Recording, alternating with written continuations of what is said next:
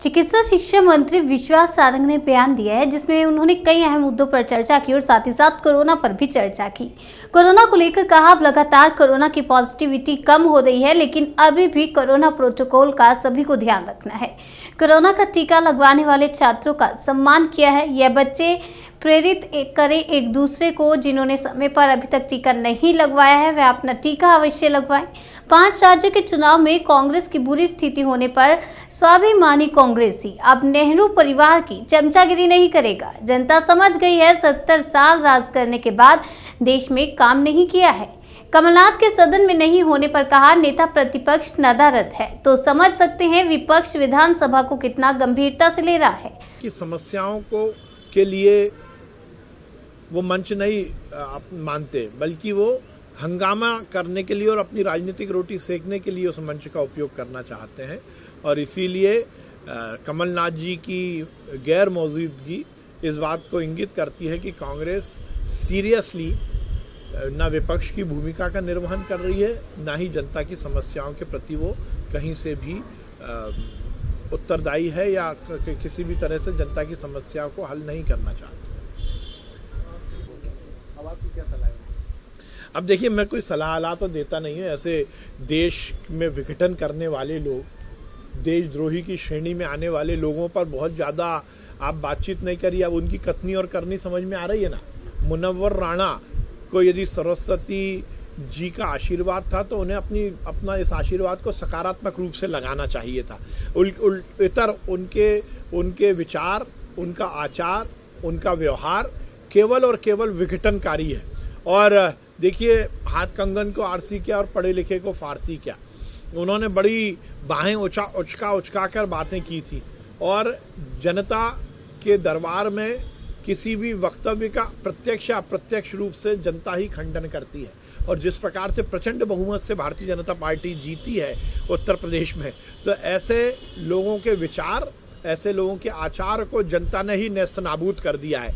ऐसे देश के खिलाफ बात करने वाले, समाज में विघटन पैदा करने वाले, जाति और धर्म की राजनीति करने वाले, ऐसे लोग जिनका एजेंडा कुछ है, कभी सम्मेलन या मुशायरे में बैठकर मंच पर बातें कुछ करना और अंदर आचार विचार कुछ करना, विघटन की बात करने वालों के बारे में विचार नहीं करी। ऐसे घृणित लोग जो कि देश में अराजकता फैलाना चाहते हैं, ऐसे लोगों को के बारे में बहुत ज़्यादा मैं बोलना नहीं चाहता। तो करार रिहाई का सामना करना पड़ा। ऐसे में अब नेतृत्व पर सवाल खड़े होने लगे। उनके नेता खुद ही कह रहे हैं कि अब सर्जरी की जरूरत है। देखिए, कल से ही सुगबुगाहट शुरू हो गई और जो भी स्वाभिमानी कांग्रेसी है, अब वो नेहरू परिवार की चमचागिरी नहीं करेगा।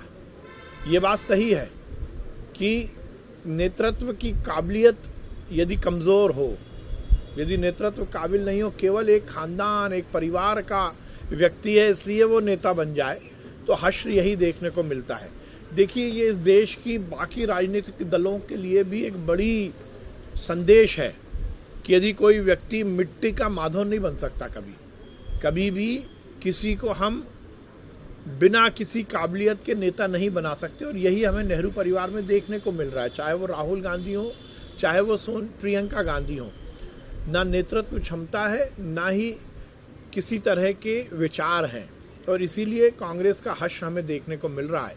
और लोगों ने ये मान भी लिया है कि 50-55 साल तक कांग्रेस ने इस देश में राज तो किया, परंतु देश का कोई उद्धार नहीं किया, देश की जनता के लिए कुछ काम नहीं किया। भारतीय जनता पार्टी की सरकार में नरेंद्र मोदी जी के नेतृत्व में ये बात स्थापित हुई है कि देश नई ऊंचाइयों तक अब पहुंच रहा है।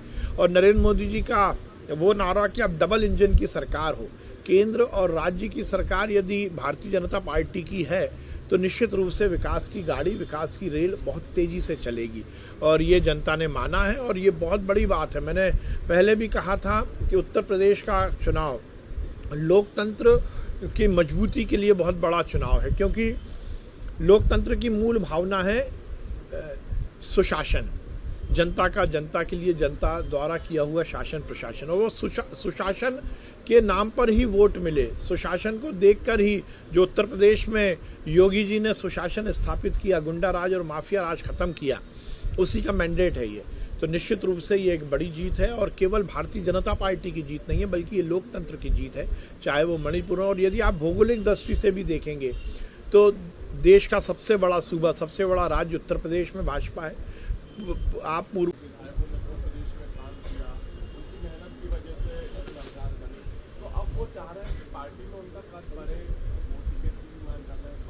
मुझे नहीं मालूम ऐसे कौन लोग हैं।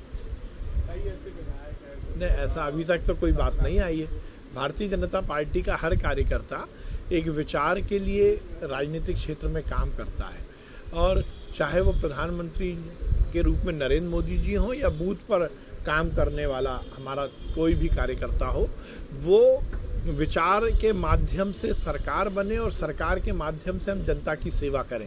इसलिए हर चुनाव में बढ़ चढ़कर हिस्सा लेता। किसी पद के लिए, किसी टिकट के लिए, किसी पद प्राप्ति के लिए वो चुनाव में काम करता है, ऐसा नहीं है। इसलिए कोई भी भारतीय जनता पार्टी का कार्यकर्ता किसी चुनाव में उसने काम किया इसलिए कोई उसको पारितोषिक मिलेगा, इसलिए कोई काम नहीं करता। सर, पचमढ़ी में 2 दिवसीय ने आगे आने वाले समय में हमारी सरकार की रोड मैप तैयार करना और पुरानी हमारी सभी व्यवस्थाओं और खासकर योजनाएं जो माननीय मुख्यमंत्री जी ने शुरू की हैं, उन योजनाओं की समीक्षा और उन योजनाओं को किस ढंग से और अधिक शक्तिशाली बना के सशक्त करके हम जनता की सेवा कर सकते हैं, इसके लिए 2 दिवसीय चिंतन बैठक रखी है पचमढ़ी में और वो 26 और 27 मार्च को होगी। माननीय मुख्यमंत्री जी का विज़न है कि मध्य प्रदेश का मंत्रिमंडल एक टीम के रूप में जनता की सेवा करे, आत्मनिर्भर मध्य प्रदेश बनाने का जो हमारा रोड मैप है उस पर हम ताकत के साथ काम करें।